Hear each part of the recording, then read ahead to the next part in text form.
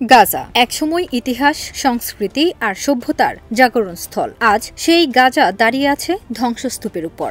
Israeli আগ্রাসনে নিশ্চিহ্ন হয়ে গেছে শত শত বছরের শিল্পকলা, স্থাপত্য আর প্রত্নঐতিহ্য। যুদ্ধের ২ বছরে গাজা থেকে হারিয়ে গেছে বা লুট হয়ে গেছে প্রাগৈতিহাসিক যুগ থেকে ওসমানী আমল পর্যন্ত বিস্তৃত ২০,০০০-এরও বেশি প্রত্নবস্তু। LME সার্টিফাইড বিশ্বসেরা কপারে তৈরি ওয়ালটন কেবলস, যা আপনার স্থাপনাকে রাখবে সব সময় নিরাপদ।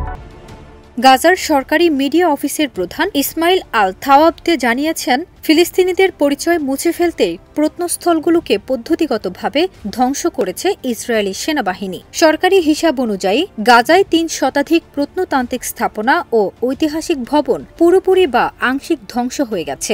মামলুক যুগ থেকে প্রাথমিক ইসলামী আমল কোনো প্রতিষ্ঠায় রক্ষা পায়নি। এই ধ্বংসযজ্ঞের সবচেয়ে বেদনাদায়ক উদাহরণ মামলুক আমলে নির্মিত ঐতিহাসিক প্রাসাদ কাসর আল বাশা, যার ৭০% এখন ধ্বংসস্তূপের স্তূপ। ১০ অক্টোবর যুদ্ধবিরতির পরও গাজার পুরনো শহর জুড়ে এখনও চলছে অনুসন্ধান। স্থানীয় টেকনিশিয়ান আর কর্মীরা হাতে ব্যবহারযোগ্য সরল যন্ত্রপাতি নিয়ে ধ্বংসস্তূপের নিচে খুঁজছেন ভাঙা পাত্র, ভগ্ন শিলালিপি, ছিন্ন টালি, যেন এগুলোই বাঁচিয়ে দিতে পারে গাজার বাকি থাকা ইতিহাসটুকু। থাওয়াবতে বলেন, গাজার ঐতিহ্যের উপর হামলা শুধু ধ্বংস নয়, এটি ছিল সংগঠিত লুটপাট, যা আন্তর্জাতিক আইনে অপরাধ। দাহদারও মনে করেন, ফিলিস্তিনের প্রতিটি প্রত্নবস্তুই মানবজাতির সমষ্টিগত ঐতিহ্যের অংশ।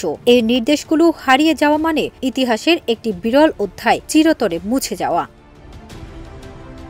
গাজার মানুষ হয়তো আবার ঘর তুলবে, কিন্তু যে ইতিহাস একদিন পৃথিবীর মানচিত্রে তাদের আলাদা পরিচয় দিয়েছিল, তা বড় অংশই আর কখনো ফিরে আসবে না। ফারজানা নিকিতা, দেশ রূপান্তর।